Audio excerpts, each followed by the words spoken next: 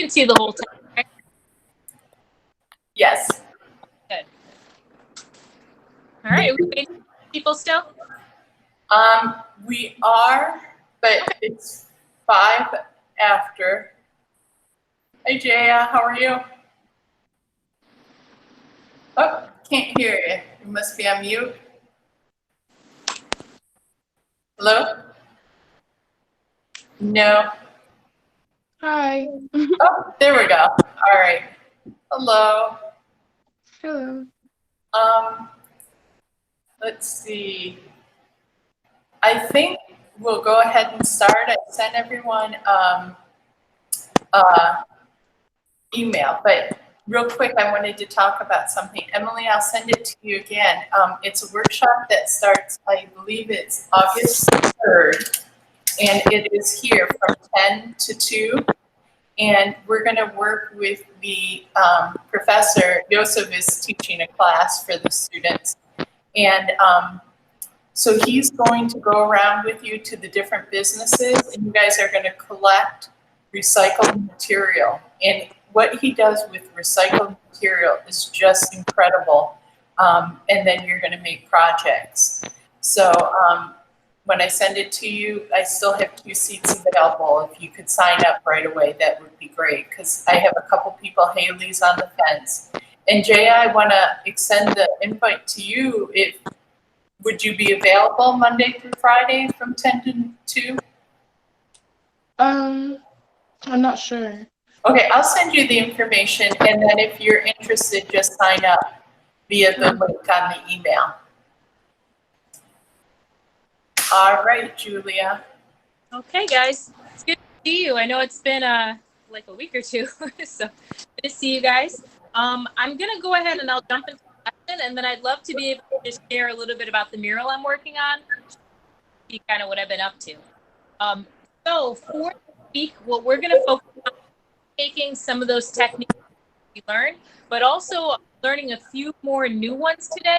And I want us to try to take next week to create some of our own collage paper to be able to apply into our work. So the first thing that we're going to learn about today are prints, rubbings, and you guys are already familiar with this. We did a little bit of that in our journal, but we're going to find a different way of applying it today and combining it with that. So for the goal of it, it's going to be to learn how to create beautiful scrap paper for use in our collage journal. We will use different resist, and the new one today. The materials you guys are going to need are stuff that you pretty much already have. You're going to need your watercolors, your brushes, markers, crayons, watercolor paper, and then you're also going to need some thin computer paper. So you want to make sure that you're not using the watercolor paper for some of these techniques because it'll be a little bit too thick. One other thing that I forgot to write on here that you're going to see are some highly textured items. So these can be items from nature. For example, I have this little piece of a fur. This is really textured. This will work well. I also have this right here, which is a little antique drawer, and you can see it has the really pretty detailing where the metal is. This will work really well. And then, even though this is super highly textured, this leaf would work if you see like kind of when it's on an angle. It does have some texture to it, so this will work, just not as well as something like that drawer handle. Okay. Now, the other thing too that you might also want to gather are some items that aren't necessarily high texture, but that have an interesting silhouette. So you can see this right here, even though it's not going to show up for a rubbing, it can show up for friends to learn about. It'll come out pretty cool. All right, so we'll talk about rubbings first. To create a rubbing, you will work with thin paper, watercolor paper, to thick up the mark. Now for the rubbings, you're high texture under your thin paper. So before I give you guys an example of what it will come out to look like. So this is one of them that I used with the drawer piece, watercolor over time. I think it came out pretty cool. But then I really liked the second one I did, where I did the lighter crayon for the rubbing. I just thought it looked pretty, really like a big kind of So for that, and I'm going to show you another example afterwards, but why don't we try one together so you can see how it'll look. So I'm going to take thin paper. I'm going to take a little drawer here. And what I'm going to do is I'm just going to lay it over top. And this part's important. You want to hold your crayon kind of at an angle. You don't want to go straight down as if you're drawing. You want to hold it to the side. If you go straight down, it's just going to put too much wax on. So you just want to watch me. You're going to lay it down, hold it at an angle, and kind of go side to side like this. And you're instantly going to see the mark start to appear. So I'm going to do mine, and then I'll hold it up so you can see.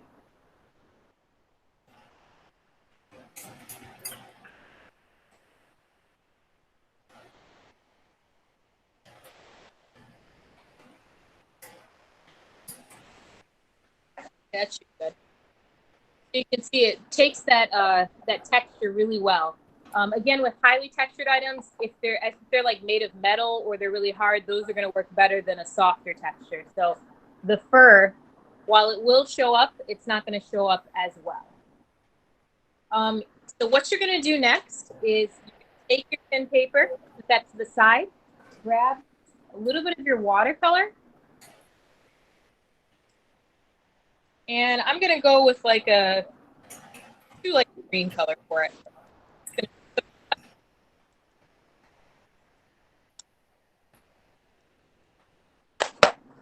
And you're just going to go right over top of your print. And your design will kind of start to pop out from there.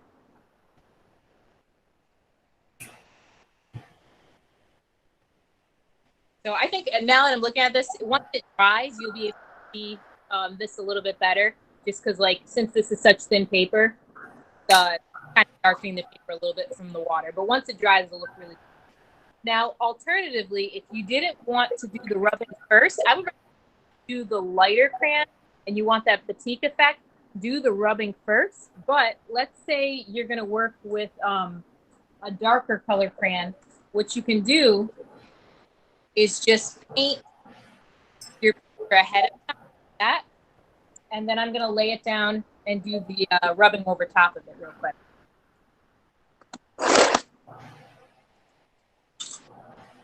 One second here.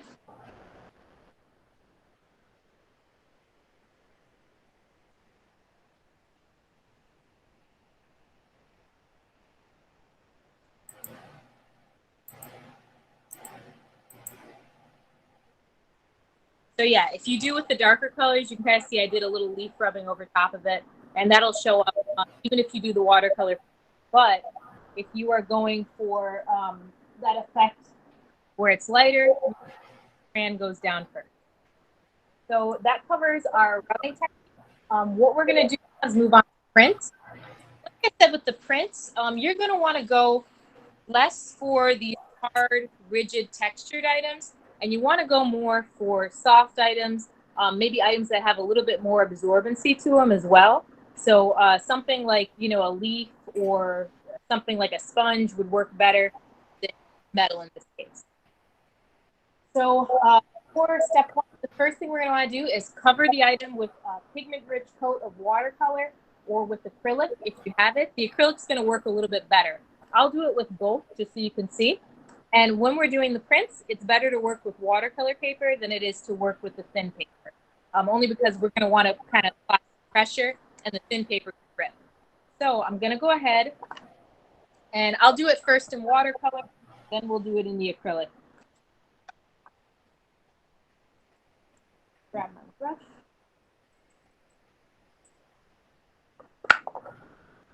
So when I say pigment, what basically is we want to use less water than we do actual paint. Hold it up and show you. I'm going to dip my brush in a little bit of water and then I really get a lot of paint. And just try to get that. The reason for this is that I found that the thicker the paint, the better it seems to cling to the item, whereas the water kind of likes to bead off, it seems like. just get a little bit more of this. Okay, got it here. Gonna apply it.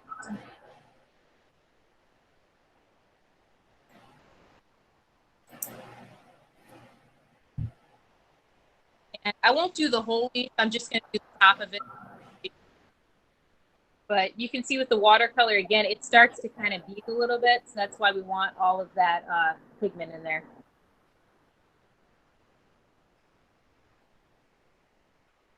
Okay. So once you have it done, you're going to take it, lay it flat on watercolor paper. Then you're going to want to sandwich it in between another piece of watercolor paper. Ideally, do this on a table. It's just going to work out better. Yeah, trying to do it up this way is a little hard. So press and make sure all that pigment kind of gets in there. Lift up the paper, lift it up, and you'll have a little print. Now, you're obviously going to want to let it dry really, really well before you go over top of it. Otherwise, it'll just smear. But we can try it in acrylic just so you guys can see the difference. With the acrylic, it's just a lot easier. Paint doesn't slide. So let me lay a bit of that down.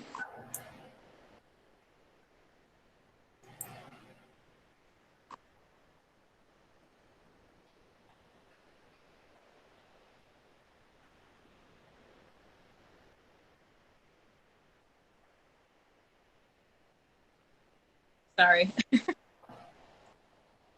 Okay. So now I've coated just part of it in acrylic, not beating up kind of like the watercolor was. Lay it nice and flat. I'm going to take another piece of watercolor paper, lay it over, put it down on the surface, and press all the paint.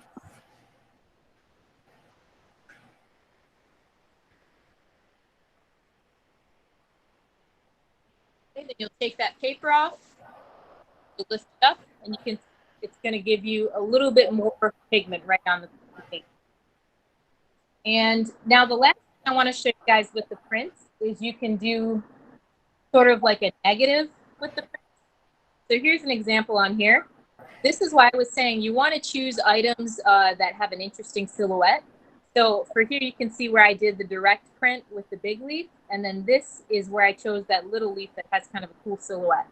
So for that, I want to work with watercolor paper.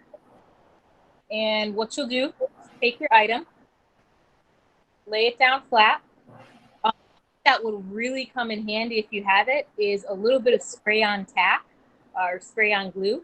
If you don't have that, you could also probably use just a tiny bit of like a glue stick, and that should work too. But I just did mine holding it. I didn't actually go in and like, you know, get too detailed with it. But let me just get some of the watercolor on, show you guys how it looks.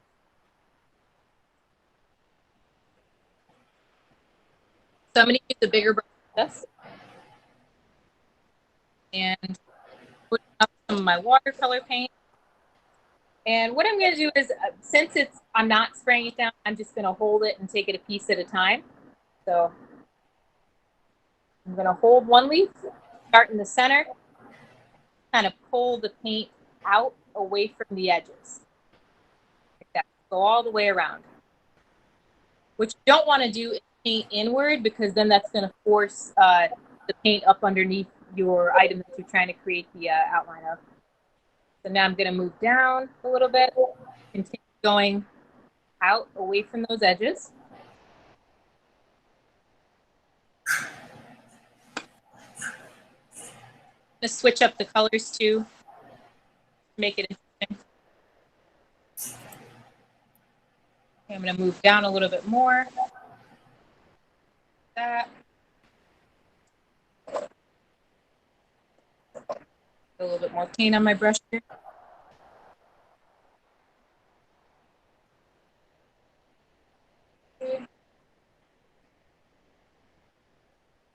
Right. And then it's getting a little tricky as it's going to the smaller leaf. But still doing the same thing. I'm just brushing away from the leaf. Doing my best to try to hold it in place. Okay. And then when you pull it away, you'll see the outline. Obviously, on the other one I showed you guys, much better job. But that's because it was on a table. So, but yeah, as long as you're holding it flat, you're going to be able to get kind of a really cool effect with that. Okay, let's see here. So, and also that'll work if you want to give it a try. I think the watercolors for doing that negative outline are a little bit nicer, but it will work with acrylic as well. And so other than everything for those techniques, what you can do is also kind of experiment with layering them. I really like how this came out. So I have the rubbings underneath, a negative one and a positive one. And then you can see I'm kind of layering the colors over top. And just have fun with it. Kind of try to do a bunch of them. And then what we'll do is we're going to try to use these in our next journal entry for collage. So, but I really like the way the negative ones came out. So you guys can give it a try, have fun with it. Again, make sure that you have a bunch of the thin paper as well as paper, and make sure to use the thin paper for the rubbings. All right, does anybody have any questions about it? Okay. Quiet. Okay, nobody? All right, well then, with that being said, we'll move on. I would love to tell you guys a little bit about what I'm working on this, and then I'd like to hear what you guys have been working on. So I think I mentioned before, I'm doing a big mural over on Broadway Avenue, and it's pretty big. So I've been really, really working hard. I have a little promo trick that I'm gonna see if it'll work in the chat, and I'll drop it in. And if so, you can kind of watch it. It's pretty cool.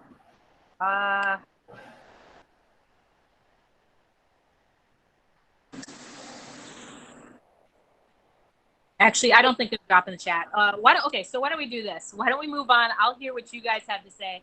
And while we're doing that, I'm going to try to see if there's a way to share it. So who wants to go ahead and share first? How about Jaya? I'll nominate Jaya.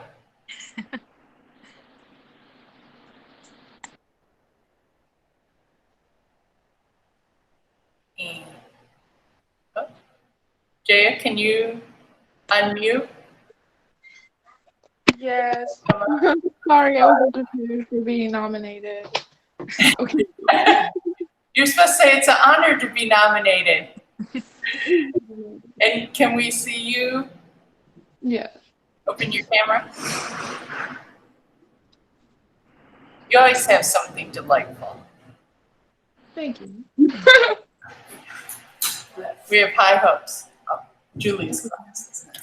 So I finished my painting yesterday, and this is my first one that I We finished. can't see you. Sorry, Jaya. Your camera's off.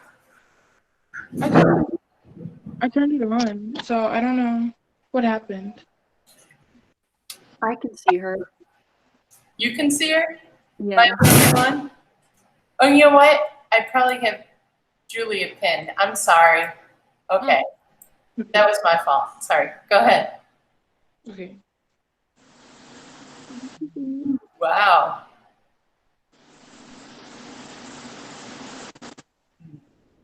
So tell us about your painting. It's like about the power of the color purple and like spiritualism and women empowerment, I guess, too. And I just wanted to like, I guess, finish something because I make a lot of things and I don't finish them. So like I felt like this was special that it was like one of the first paintings that I really like completed. Looks beautiful. Thank you. I love the way it turned out. Yeah. First off, I think she's like an amazing like hippie version of Storm, so I love it. But like the colors are gorgeous, and it's really, really cool the way it's come together. Thank you. Beautiful. I love like the cloud that she's in. It's water now. So It's I what? mean, it's like, Water? water, yeah. Oh, okay. Yeah, that's gorgeous. Yeah, beautiful. Awesome. Well, congratulations. How long did it take, from like a week or 2 weeks. 2 weeks? Well, that's really good when you kind of self critique yourself and say, okay, I want to be able to start and finish a piece and be able to reach your goal. Very nice. Nice. I'm Yeah. so I'm so proud to see you like finish stuff, because that's one of the hardest things I think as an artist is any professional artist will tell you we're always excited about the next thing. So you end up going to our studio and there's 20 unfinished things. So it's great that you finished that and saw it all the way through. Yeah. Thank you. I'm definitely one of those people who like does like 20 things at once. That's good. That just means you're really creative. So Thanks. Yeah. Awesome. Well, thanks for sharing, Jaya. Sure. All right. Emily, you're next on my list, if you wouldn't mind sharing. So I didn't really do any personal projects, but I was commissioned to do a painting for 2 UB men's coaches. So I did a piece for them. I don't have it anymore. I gave it to them. I completed it. I might have a picture though. Great. So they paid me to do that, and it was fun. Not really the best picture of it, but it's them playing and winning their championship. They just wanted something simple to match their furniture, and I added color and stuff too. So Oh, awesome. Was that for the players that you did the commission? it was for the one head coach and a graduate. They're roommates. Oh, okay. Okay. Nice. Nice. So they'll have to fight over who gets the painting in the end? Yeah. yeah, that's beautiful. Thank A you. little bit of Philip Burke's work. He did the skin tones. Do you know Philip Burke? I don't. So he's a local artist. Well, actually, he's done stuff internationally, but he's moved back to Buffalo. He did things for the cover of Rolling Stone magazine. You'd know his work if you saw it instantly. It's usually caricatures that have like these really cool patterns of different colors in the skin, like what you did with yours. He has a mural of the Goo Goo Dolls that he did from her. Just keep an eye out for it, and you'll see it in. Great. Thank you. Thanks for sharing. And Carly, do you have anything you'd like to share? Yeah, I'm on my phone today. It might look bad, but I have this picture. Wow. It's actually of my cousin for a graduation, and it actually resembles her quite a lot. So, because it doesn't always come out well. And then this one, it's of my other cousin. She got engaged, so there's her birthday, which is almost done. And then I'm still working, but that's a guy from Criminal for my sister.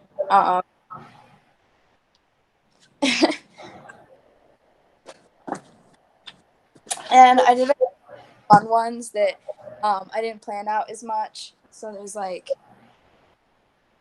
that, and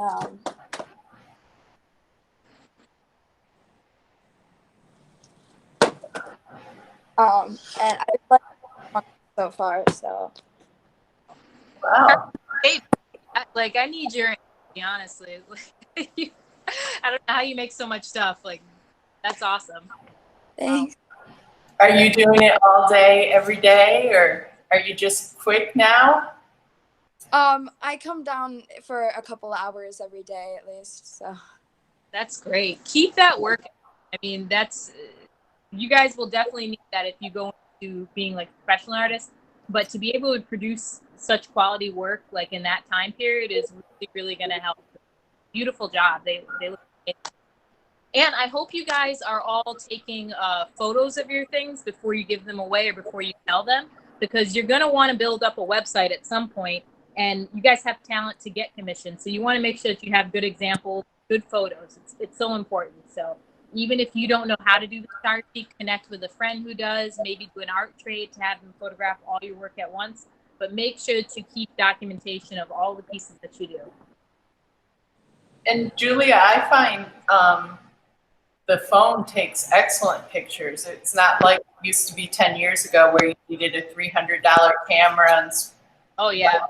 stuff like that. If anybody ends up going to Buff State, there is one thing that I want to share with you guys is that they have a professional photography lab and printing services where on students I don't think it costs you anything to get your work photographed. If you did want like a big piece photograph that you can't exactly get with your phone, you could take it to them and they'll do it for you down in the basement of Bulger. They also do printing services at a price that you couldn't get anywhere else at all. Like you can get a giant your work and through them for like $5. So anybody who goes to Buff State, keep that resource in mind. Awesome. Well, thank you. Can you show me the last painting again that you showed, the smaller one? Me? Oh, Yeah. This one? Yeah, that one I thought was really interesting. Yeah. Yeah. It's a little more stylized. And did your cousins know that you were painting their portraits? No, it's supposed to be more of a surprise, so I'm gonna like send them out. Oh, nice. They'll love it. Yeah. Really good. Very good. You're getting so good too with the way that you treat hair in your paintings. Like, pretty hard thing to match. You're really starting to nail it. So good job. Yeah. Thanks, Carly. All right, Alana, you are up if you have anything to share with us. Okay, I technically made this for the class 2 weeks ago with our assignment for that, but I don't know how well you can see. It's a magnifying glass, and it's like shining down with like the universe and stuff, and it's also a pop out. And I don't know, it's kind of hard to see with my camera, but there's also some like plastic wrap on the lens to give it a bit of a shine. It's still like a little bit of a work in progress. I think I have this as a concept, so I might like do more with like a background for it. But yeah, this is what I have. Oh, awesome. Yeah, I love the creativity. I like how you're working with the pop-up concept. And I love that you took the extra step to add that plastic over it. It's really reading really cool. What are your plans for, you're saying it's in progress. What are your plans with it? I think I might have the background be black and then maybe do something with like an undershadow for it. Cool. But yeah, at the moment, this is just what I have. So It's a great start. Really creative. Was you. the pop-up part of the project, or did you just add that? I just added it. Yeah. Nice. It's awesome to see you guys taking some of Julia's lessons and incorporating it. It really takes it to the next level, I think. Yeah, What nice. was your feedback from school? Oh, nothing yet. Nothing Yeah. Oh, good. Well, thank you all. This was incredible. So next week we have, and then the week after that, because we're holding the workshop, the recycle workshop with Joseph, we will not have class with Julia. So I'll keep you posted, but we'll see everyone next week. And if you have, I would encourage you guys to work on a page or two of your journals. And not that you have to, but I think it would be nice to see some work in there using, no one's done the stained glass yet. I know you might not have the supplies, but there's a few things that would be nice to see if some of you can incorporate into your journaling.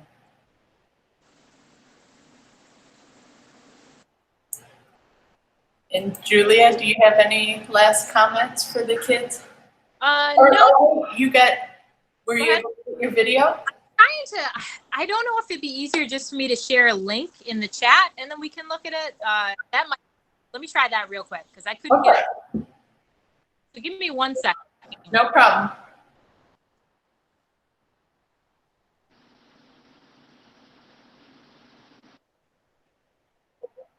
Yeah, what happened? Can you guys hear me Yes. still? Okay. So a friend of mine came out and he actually has a drone. So he was just like, hey, I'd love to do some promo shots for you. And we ended up doing those, and it just came out really cool.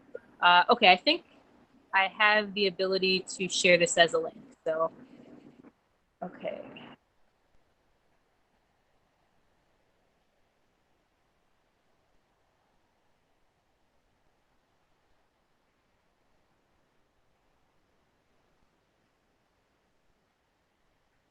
Okay, I'm gonna try this.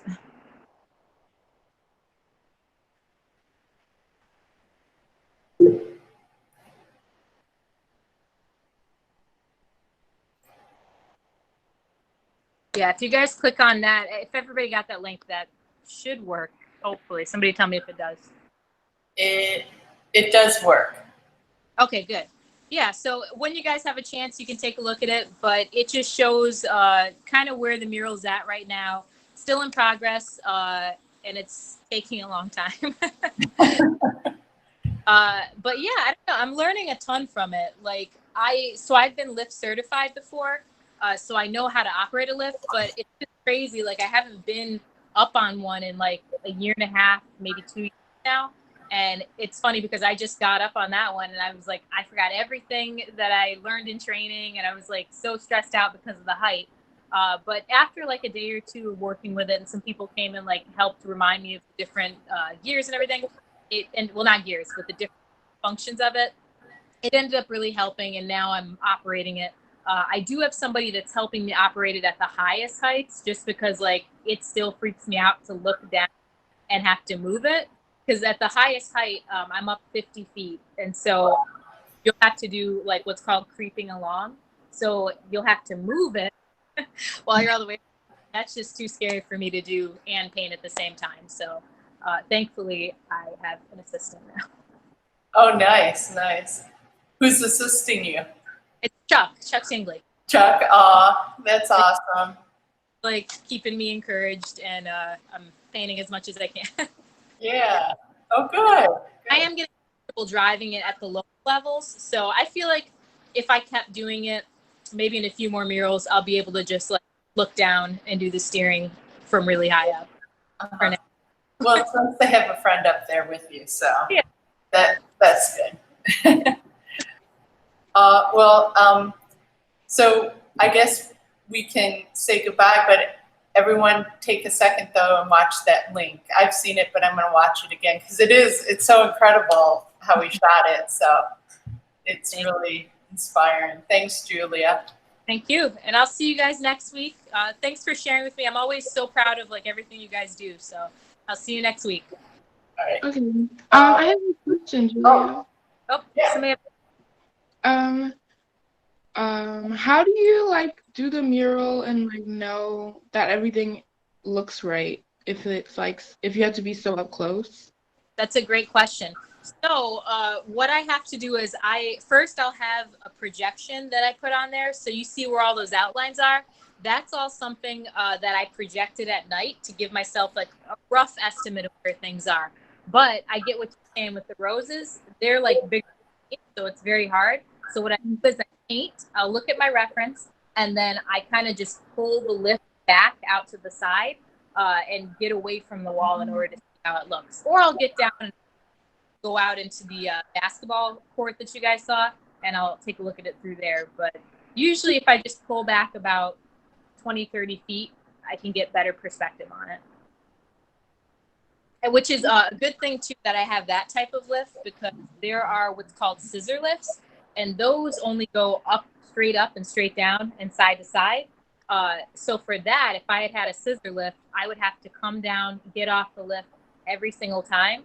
But the type of lift that I have is called an articulating boom lift. So it's really cool because it's got all these joints.